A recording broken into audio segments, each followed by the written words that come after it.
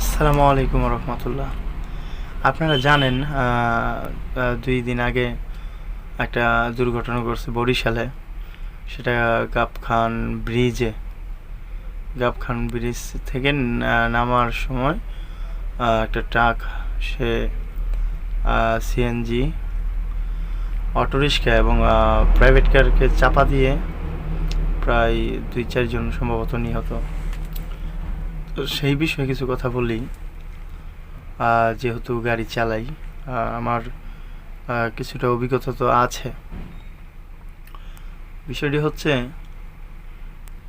আপনারা দেখবেন বাংলাদেশে ছাড়াও হয়তো অন্য কান্ট্রিতে আছে কিনা আমি জানি না, ব্রিজ থেকে নামার পরেই কিন্তু টুল প্লাজাটা থাকে।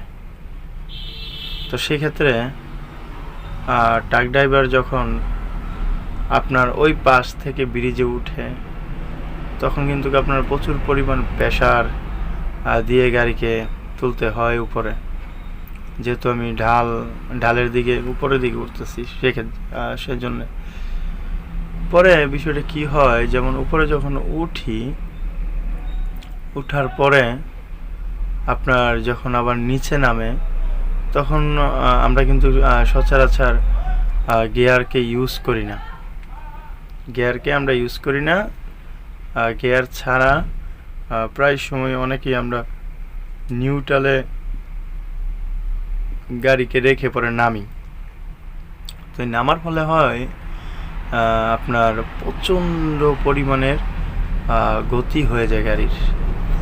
আর বরিশালে যারা আছেন তারা তো গাবখান ব্রিজের ব্যাপারে জানেন, ব্রিজটা কতটুকু উঁচা।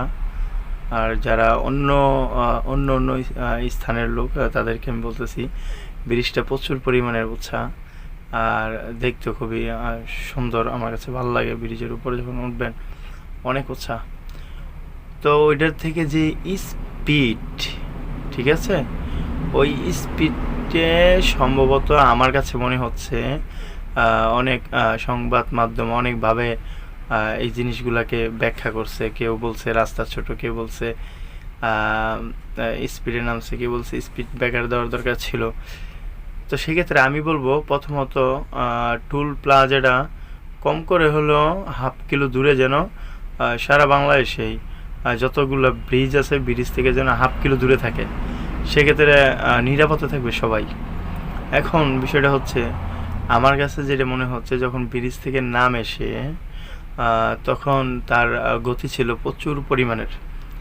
তো এই গতি থাকা অবস্থায় এক হতে পারে সে ঘুমায় গেছে, আর দ্বিতীয়ত হচ্ছে সে মোবাইলে কথা নয় তো অন্যমনস্ক ছিল। আর তৃতীয় যে কথাটা, সে ব্রেকে কোনো কাজ করতে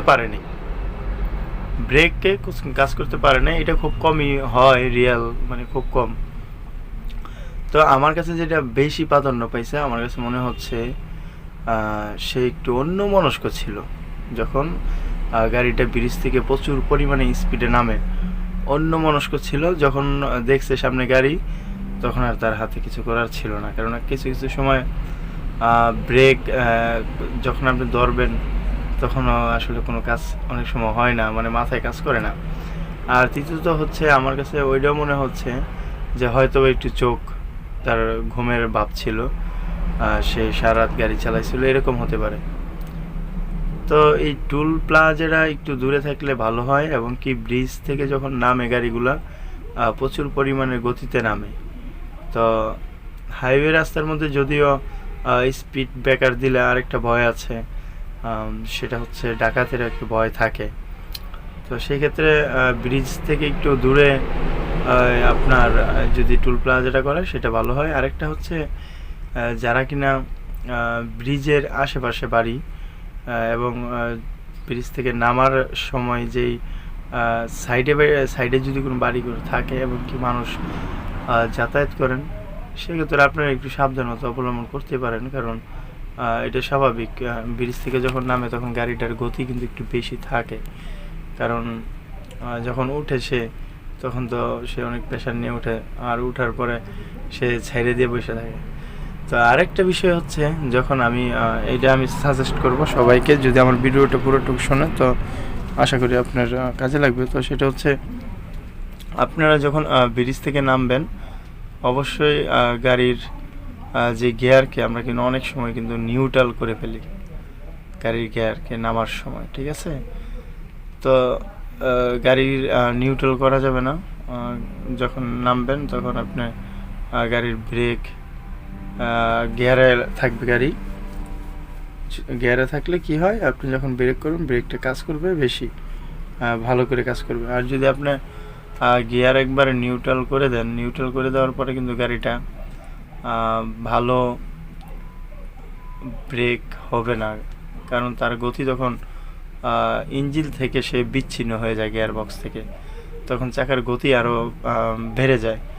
তো আমি বলবো যে যদি ব্রিজ থেকে নামেন সেক্ষেত্রে গিয়ারকে রেখেই নামবেন, নিউট্রাল করে কোনোভাবেই গাড়ি ব্রিজ থেকে নামানো যাবে না। যদি নিউট্রাল করে নামান তাহলে একটু বাধাগ্রস্ত হতে পারে, যে কোনো সমস্যা হতে পারে, ঠিক আছে? ভালো থাকবেন সবাই। আসসালামু আলাইকুম ওয়া রাহমাতুল্লাহি ওয়া বারাকাতুহু।